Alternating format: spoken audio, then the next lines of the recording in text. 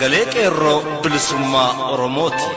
Sagaleen Qeerroo Bilisummaa Oromoo torbaanitti guyyaa 3 facaasaa yookaan kibxata kamisaa fi jimaata akka lakkoofsa sa'a Oromootti galgala keessaa sa'a 7:00 hanga 8tti meetir baandii 16 yookaan kiiloo heerzii 17,840 irratti qilleensa irraan isiniif darbuudha. Kun Sagalee Qeerroo Bilisummaa Oromooti.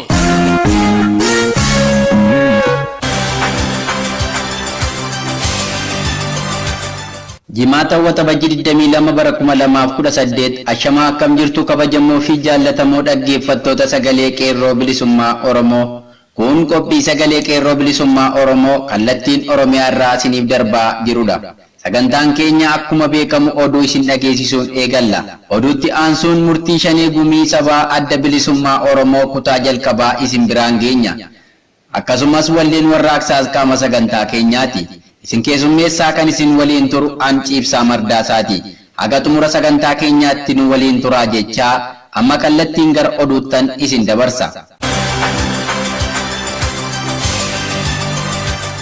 Harka fuune akkam jirtu hordoftoota sagantaa keenya. Oduu guyyaa irraa qabadhee dhiyaadheera. Oduu waliin an magartuu guutamaati. Jalqaba irratti hangafoota oduu. Qeerroon Bilisummaa Oromoo fincila xumura garbummaa guutummaa Oromiyaa keessatti babal'isuun ejjennoo jabeessan. Magaalaa Aranii keessatti uummata Oromoo irra darara akka malee hammaachuusaa qeerroon gabaase. Gootichi humna addaa waraana bilisummaa Oromoo godina Orroo Guduruu Wallaggaa keessa sossoo'u lukkuulee diinaa uummataa iraarsaa turanii fi kanneen mootummaa wayyaaneen hannaa fi saamicha irratti bobba'an irratti tarkaanfii fudhate. Orroo Guduruu Wallaggaa keessatti guyyaa kaleessaa Waxabajjii 21 bara 2018 uummanni fincaa'aa Orroo haala ho'aa ta'een gootota isaa qaqqaalii mana iraarsaa turanii qabsoo uummataatiin eekamaniif simannaa ho'aa taasise. Magaalaa Buraayyuu warshaa Koongoo keessatti balaa uumameen namoonni hedduun miidhamuu isaanii gabaafame. Amma oduu babal'inaatti darba. Qeerroon Bilisummaa Oromoo fincila xumura garbummaa guutummaa Oromiyaa keessatti babal'isuun ejjennoo jabeessan. Uummanni Oromoo magaalaa Naqamtee kumaatamaan lakkaa'aman gaaffii mirga abbaa biyyummaa mootummaan ukkaamsuuf jedhu mormiin hiriira karaa nagaan jijjiirraa sirnaa gaafatan. Dhaadannoo nuti Oromoon jijjiirraa sirnaa malee jijjiirraa nama dhuunfaaf wareegama hin kaffalle jedhuun dhaadannoo dhiyeessan. Gaaffiiwwan isaanii keessatti hidhamtoota siyaasaa kanneen akka Galataa, Amaanu'eel Beekataa fi waayillan isaanii akka ba'aniif gaafatan. Akkasumas nadhii gammadaa fi jireenyaa ayyaanaa bakka buuteen isaanii hanga ammaa uummataaf ifa hin ba'in akka bakki isaanii uummataaf himamu kan hidhamanii jiraatan taanaan akka hiikaman gaafatan. Magaalattii keessatti guyyaa har'aa dhaadannoo uummata hedduminaan dhagahamaa turuu isaa gabaasi gamasii qabnu nu ga'eera. Guyyaa kaleessaa uummanni Oromoo mormii sirna mootummaa Itoophiyaaf qaban ibsachaa oolaniiru. Akkuma kanaan guyyaa kaleessaa Dambidolloo magaalaa Anfilloo keessatti uummanni Oromoo hiriira mormii jijjiirraa sirnaa barbaanna malee jijjiirraa nama dhuunfaaf wareegama hin kaffalle jechuun hiriira ba'an. Kana irratti Ciibsaa Mardaasaa bilbilaan haasofsiisee jira. Ciibsaa Mardaasaan jedhama Sagalee Qeerroo Bilisummaa Oromoo biyya keessaa darbuurraan isiniif bilbilaa'eera. Guyyaa kaleessaa fincilli xumura garbummaa Dambidolloo magaalaa Anfilloo keessatti jijjiirraa sirnaa barbaanna jijjiirraa nama dhuunfaatiif wareegama hin kaffalle kan jedhuun uummanni hiriira ba'aa ture kan jedhu nu ga'ee jira. Mee kana irratti naannoo sana jiraachuu keessanii dhageenye uummataaf waan ibsitan qabdu waa'een hiriirichaa maal fakkaata? Sanarraa adda miti uummatii magaalaa Dambidolloo keessa jiru hiriira nagaa kan fincila xumura garbummaa jijjiirraa sirnichaarra taasifamuu qabaa jijjiiramni qabsooma manni geggeessee qeerroon miidhaguu wareegamee kuma filan anaatti hamman jijjiirama sirnaati malee jijjiirama nama dhuunfaa fiduu miti kan jedhu irra baatan kanumaan walitti qabatee aanaan bulloorraa immoo uummanni Oromoo Arar bara akka lakkoofsa Itoophiyaatti 1994 booda buqqaan naannoo Gandayetti jedhamtu qubatee ture. Abbolloo keessa sanaa wal qabatee mootummaan hanga ammaatti iddoo garaagaraa waan machaaraa kaa'anii ture boodana immoo abbolloorraa gara biyyattii qubachiiseeni sanaan akka ammaatti uummati kun itoo hin dandeenye akka baqataatti iddoo garaagaraa iddoo sosocho'aa haalli itoo naan jeeniif uummata biraa araaramaa ture. Kana mormuudhaaf uummanni kun miilaan kiiloomeetirii 42 aanaa fuula magaalaa Mabbiirraa kaasee hanga magaalaa Dambidooloo kan godinaatti socho'e qeerroo magaalaa Dambidooloo wajjin wal simatanii mormiin uummatii fannicha irratti qabu duukaa uummati keenya ammallee kan mootummaa miidiyaadhaan tajaajila hawaasummaa uummataa daballeerraa merga uummata keenyaa deebisneerraa hawaasummaa isaanii fooyyessaa jirra kan jedhu sun ammallee hawaasi keenyaa jireenyaa gaddeebi'aadhaan daaramaa hiyyummaadhaan miidhamaa qabsootti dabalatee bilisummaan isaa harkatti toongeenii mootummaan kun afaafajjii uumaa jira malee homaatu uummata keenyaa gochaa akka hin jirre jala muranii hiriira kanaan deeggaranii mormaa turan.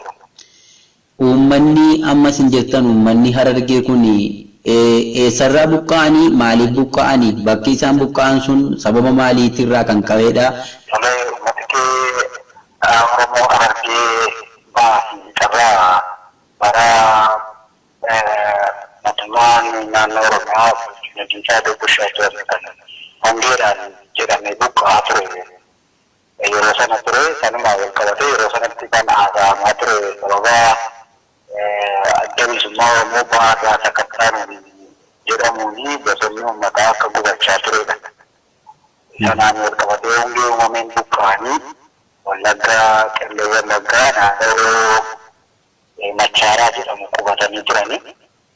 Achi waliin qabatee bakki sun waan mijataa hin taaneef immoo achirraa kaasee waggaa afuriin dura bara 2006 Anfilloo Gandayetti akka isaan qubatan taasifama.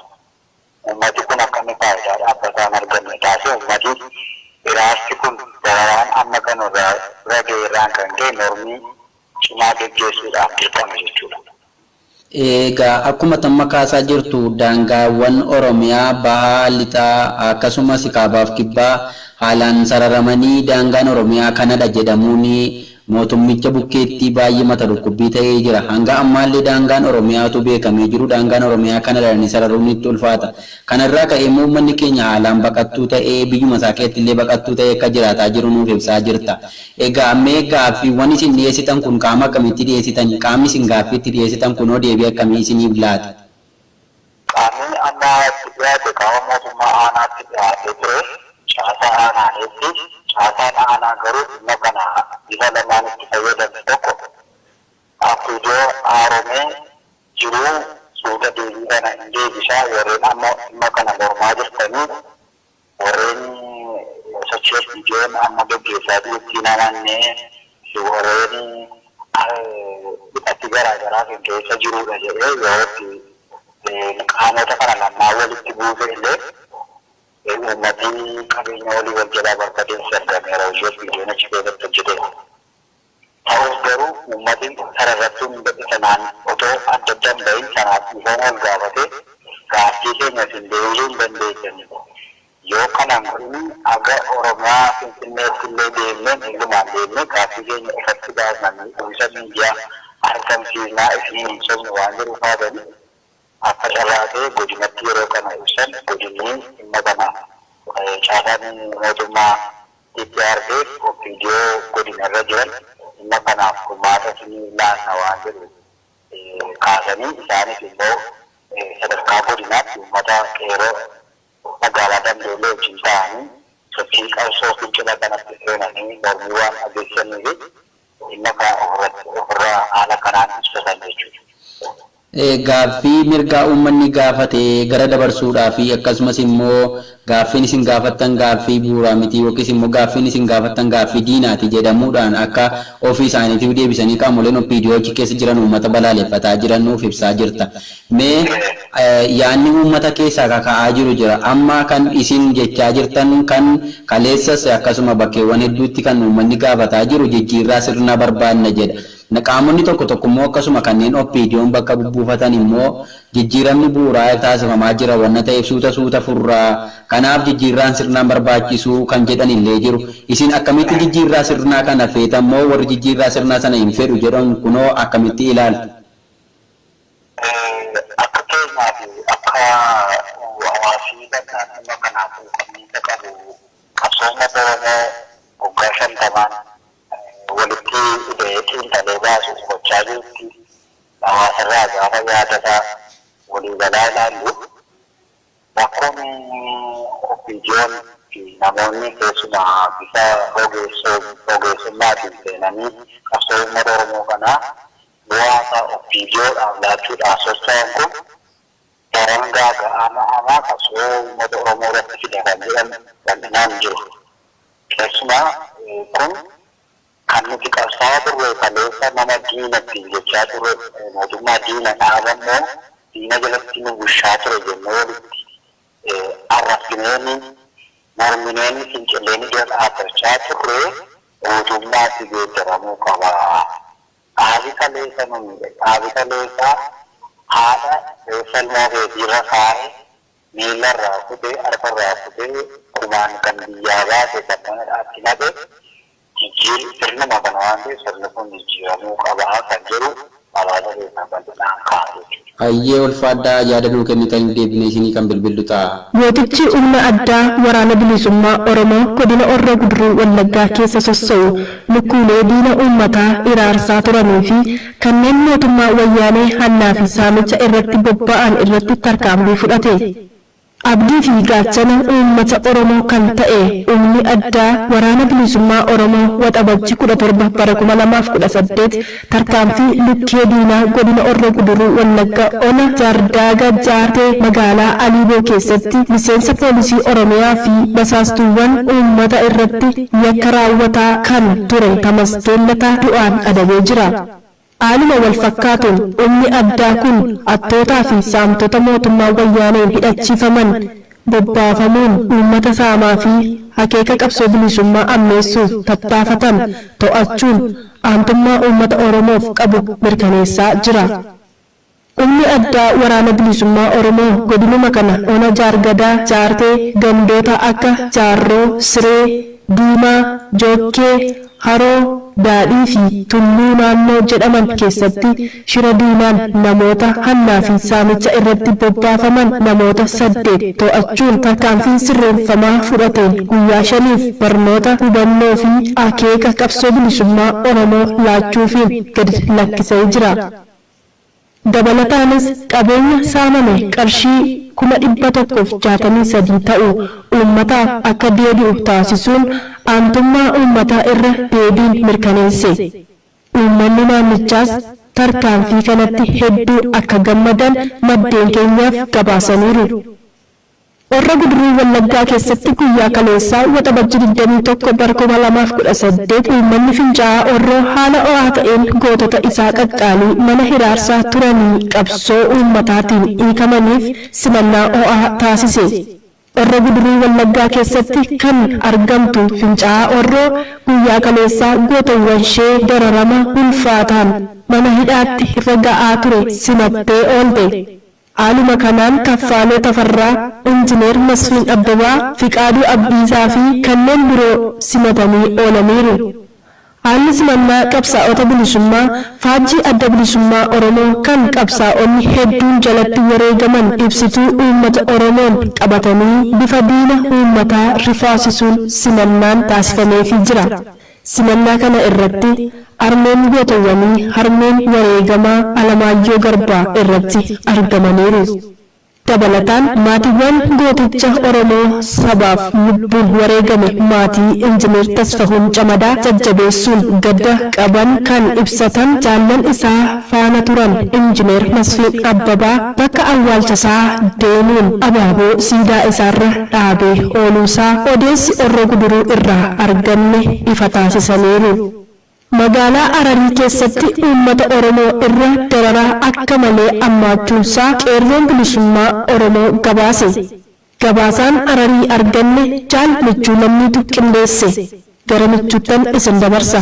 Baha Oromiyaa magaalaa Hararii fi naannawaa isheetti kan argamu uummanni Oromoo dararama ulfaataa keessa jiraachuu fi fincila xumura garbummaa jimaata darbee dhoofamuuf sababoota kanneen ta'an qeerroon gabaase.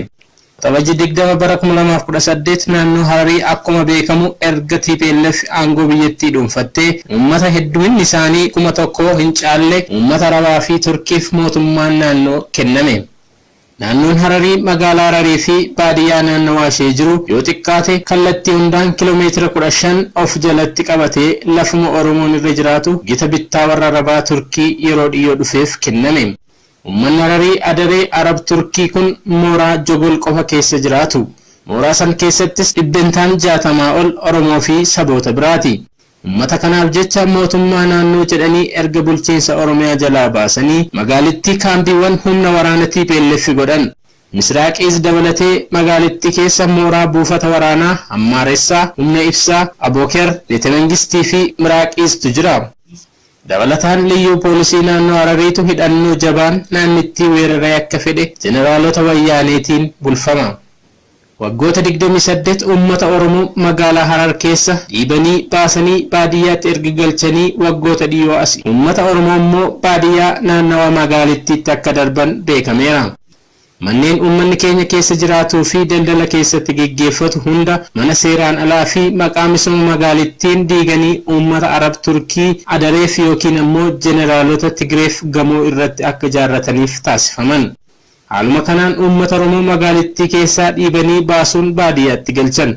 Dubartoonni keenya karaarra taa'anii jimaa fi saambussaa gurgurachuu akka hin dandeenye illee keessa beektonni eeraniiru.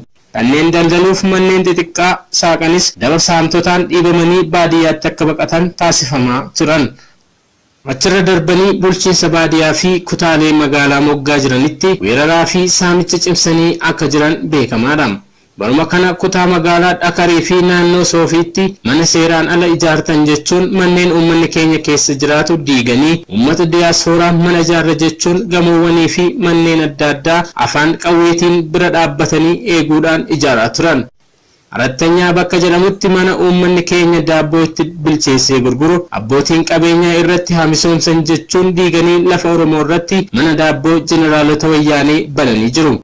San bira darbanii bulchiinsa baadiyyaa Araddaa Galmashir jalatti kan argamtu qarqara magaalaa Hararirraa ooyiruu qote bulaa Oromoo humna waraana TPLF fi humna liyyuu poolisii naannoo Harariitiif saamanii lafa hektaara hedduu irratti qawweedhaan waardiyaa dhaabbatanii eeguudhaan dallaa qorqorroo itti naannessaa turuu isaanis beekameera.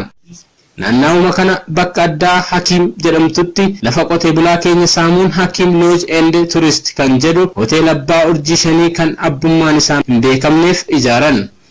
Hoteela kana irra caalaatti turistoota alaa fi jeneraalota TPLF akkasumas kaabinoota jajjabootu fayyadama. Gatiin seensaa qofti qarshii 500 akka ta'e illee beekameera. Haalota cunqursaa fi saamicha addaa kana falmachaa kan ture qeerroon bilisummaa Oromoo naannawaa sanii jimaata Waxabajjii 8 bara 2018 ganama oboroodhaan qotee bulaa naannawaa saniitti dammaqfachuun hiriira mormii geggeesse. Qaamni hin beekamnes Hakiim Lodge and Tourist dabalatee manneenii fi dhaabbilee garboonfattoota guggubuun hojiin ala godhaniiru. Manni pirezidaantii naannoo Hararii kan Muraadis gubaniiru. Uummanni naannichaa lafa qotee bulaa irratti kan ijaarame dallaa Araddaa Galmashirii fi kan Arattanyaa hundas cicciranii diiganii caccabaasaatiin karaa cufanii oolaniiru.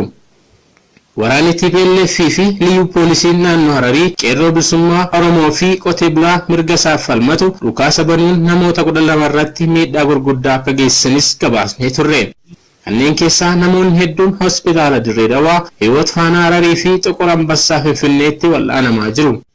Namoonni hedduunis hidhamanii jiraachuu gabaasaan itti dabaluun addeessee jira. Magaalaa Buraayyuu warshaa Koongoo keessatti balaa uumameen namoonni hedduun miidhamuun gabaafame. Magaalaa Buraayyuu warshaa Koongoo keessatti balaan guyyaa kaleessaa uumame namoonni hedduun miidhaman. Balaa kanaan uummanni akka malee balaaf saaxilamuun qaamni isaanii gubachuu isaatu gabaafame. Haala balaa gubachuu warshaa Koongoo maalirraa ka'eeti kan jedhuun hanga ammaa addaan hin baafanne. Egaa dhaggeeffattoota keenya oduun guyyaa har'aaf qopheeffanne kana fakkaata. Oduu waliin Magartuu Guutamaan ture. Qophii keenya afaan waliin turtii gaarii.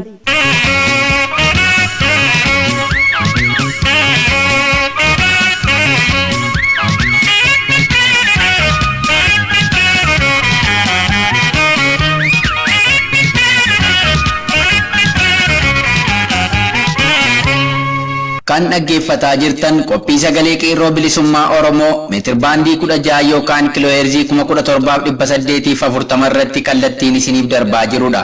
Oduu kan isin dhageessise jaallee Magartuu Guutamaa turte. Horii bulii jenna. Kanatti aansuun wallee warraaqsaa tokkoon booda gara murtii shanee gumii adda bilisummaa Oromoo jaal ibsaa dhaabasaa qopheeffateettiin isin dabarsa.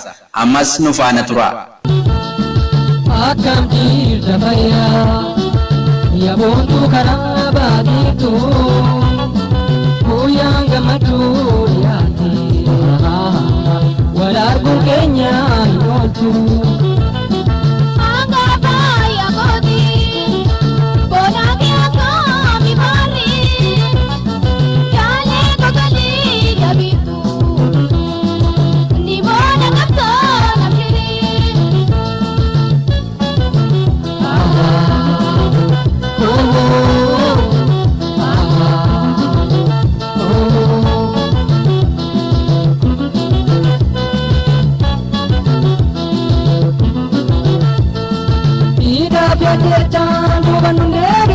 Jabatu Jaran cina malini wanumi bajisu jabatu Roro nagada nuti amatule jabatu Bilisummaa Kenya bokawani noli jabatu Wada itizeni abona Wili ganjatino angami kamano kakuda Ipoda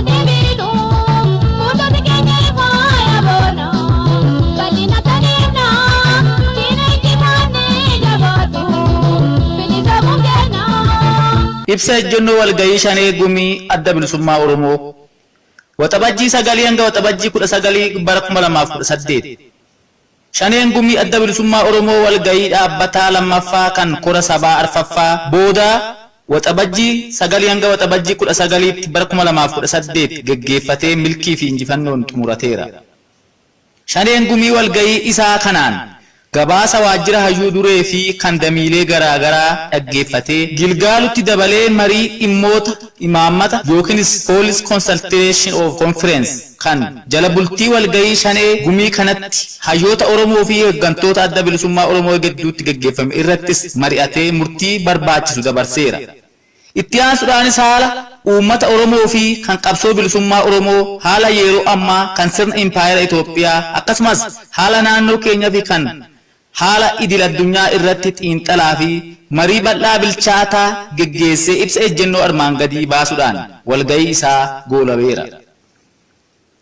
Uummata Oromoo fi qabsoo bilisummaa Oromoo ilaalchisee uummanni Oromoo bilisummaa isaa afaan qawweetiin sarbame deebisee gonfachuudhaaf biyya isaa Oromiyaa irratti mirga sabummaa isaa guutummaatti kabachiifatee jiraachuuf qabsoo bilisummaa barootaaf geggeessaa ture geggeessas jira.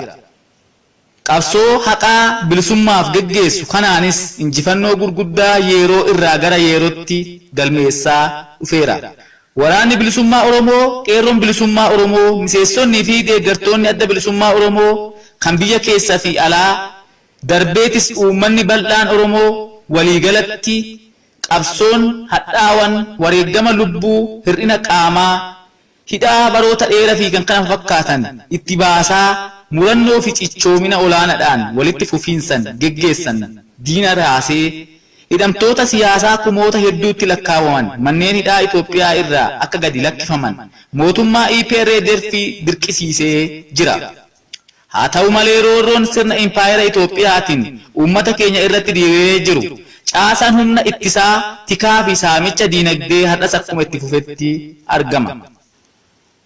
Kana hubachuudhaan qabsoo bilisummaa Oromoo sadarkaa har'a qaqqabe irraa fuulduratti furgaasuudhaan guyyaa bilisummaa uummata keenyaa dhiyeessuuf jecha sochiin waraana bilisummaa Oromootii fi qeerroo daraan jabeessutti dabalee hojiin qabsoo kan fuula hundaan dachaa dachaadhaan akka finiinu taasisuuf murannoo olaanaadhaan akka irratti hojjetamu shaneen gumii gadi jabeessee ibsa. Mootummaa Itoophiyaa ilaalchisee mootummaa EPRDF'n caasaa humna waraanaa fi tikaa dantaa ofiif ijaarrate itti dabalee waayillootan isaa kan bulchiisa mootummaa naannolee adda addaa keessatti hiriirfatetti dhimma bahuudhaan bara aangoo isaa hunda uummattoota impaayera Itoophiyaa hunda akka waliigalaatti addatti ammoo uummata Oromoo irratti miidhaa dorgomaa hin qabne raawwachaa baheera. Roorroo ulfaatan kun qabsoo hadhaawaa wareegama qaqqaalii gaafateen dura dhaabbatamee humni EPRDF dadhabsiifamaa akkasumas jilbiiffatamaa dhufeera. Haala kana irraa muddama keessa kan gale paartiin Itoophiyaa bulchu EPRDF'n dhiyeenya kana maqaa haaromsa jedhu waan jijjiirama argamsiisaa jiru of fakkeessee abdii hin dhugoomne uummatatti bulchuuf olola dogongorsaa fi afaan fajjeessaa bal'inaan oofaa akka jiru namuu quba qaba. Kan paartiin kun hojiidhaan lafa irratti gochaa jiru garuu hooggantoota fi qondaaltota isaa kana waggoota 27 darbanii harki isaanii dhiiga uummatootaan faallame gariin isaanii badhaasaa fi faaruudhaan dirqama irraa boqachiisaa garii isaanii ammoo aangoo dabalataa muuduu fi barcuma aangoo irratti wal jijjiirutu argama. Adeemsi akkanaa tarkaanfii gara jijjiiramaatti geessu osoo hin taane EPRDF umurii aangoo isaa dheereffachuudhaan miidhaa waggaa 27 darbaniif uummattoota irraan gahaa ture ammas itti fufsiisuudhaan haala mijeeffachaa jiraachuu isaa qofa kan mul'isu ta'uun hundaan hubatamuu qaba. Rakkoon siyaasa diinagdee fi hawaasummaa kan waggoota 27 darbaniif uummattoota impaayera Itoophiyaa gidirsuutti jiru. Maddi isaa kaayyoo fi imaammata farra diimokiraasii fi farra bilisummaa uummattootaa kan paartiin EPRDF irratti bu'uureffamedha. Kana waan ta'eef hanga caasana waraanaa tikaa fi diinagdee akkasumas bulchiinsa EPRDF akka isaa qofaaf tolutti diriirfame sun qabsoo uummatootaan jijjiiramee uummattoonni bilisummaadhaan mootummaa isaaniif ta'u filatanii ittiin of bulchanitti haali dandeessisu uumamutti sirnaa fi caasaa mootummaa kanaa keessatti jijjiiramni uummattoota fayyadu argamuu hin danda'u. Kanaafuu uummattoonni keenya qabsoo isaa kan jijjiirama bu'uuraa argamsiisuudhaaf hanga har'aatti wareegama qaaliitti baase sadarkaa kanaan ga'e cimsee itti fufuudhaan galmaan ga'uuf jabaatee socho'uutu irra jiraata.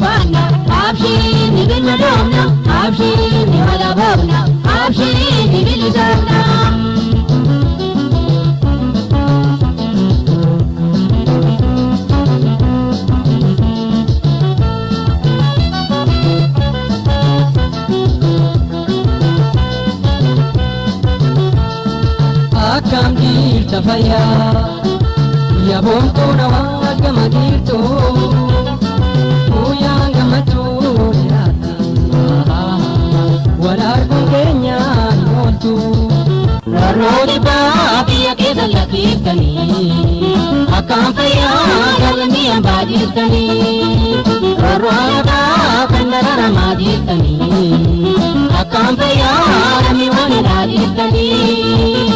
Egaan dhaggeeffattoota keenya sagantaan guyyaa har'aaf qopheeffanne kana fakkaata. Murtii shanee gumii sabaa adda bilisummaa Oromoo tibbanaa kakutaa lammataa sagantaa fuulduraa keessatti waamicha uummataaf addi bilisummaa Oromoo taasisee faana isiniif dhiyeessina. Kanarraaf qopheeffanne kana fakkaata. Waan nu dhaggeeffattaniif galanni keessan bilisummaa haa ta'u jechaa qophii keenya guyyaa biroon haga wal agarrutti nagaan nuuf tura. Injifannoon uummata Oromoof gadaan gadaa xumura gabrummaati.